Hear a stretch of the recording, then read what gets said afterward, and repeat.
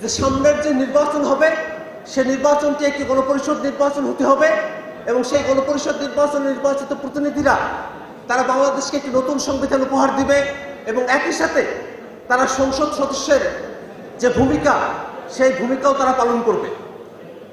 অতএব সংসদ নির্বাচন এবং গণপরিষদ নির্বাচনকে মুখোমুখি দাঁড় করাবার কোনো যৌক্তিক কারণ নেই। গণপরিষদ নির্বাচনে নির্বাচিত প্রতিনিধিরাই সংবিধান প্রণয়ন এবং সংসদ সদস্যের কাজ একসঙ্গে তারা যৌথভাবে তারা সম্পন্ন করতে পারবেন।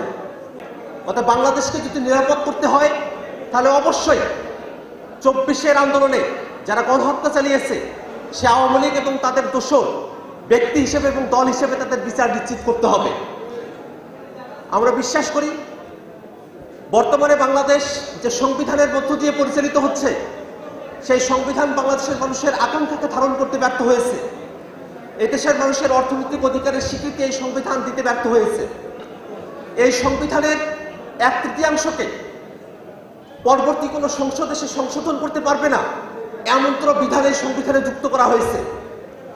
এই সংবিধানে রাষ্ট্রের যে 3টি অর্গান রয়েছে এই 3টি অঙ্গের মধ্যে ক্ষমতার ভারসাম্য নিশ্চিত করা হয় নাই।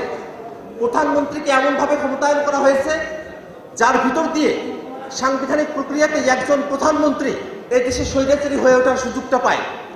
সে জায়গায় আমরা মনে করি বাংলাদেশের বর্তমান প্রেক্ষাপটে একটি নতুন সংবিধানের বাস্তবতা রয়েছে এবং নতুন সংবিধান যদি আমাদের করতে হয় তাহলে অবশ্যই গণপরিষদ নির্বাচনের মধ্য দিয়ে আমাদের নতুন সংবিধান পেতে হবে।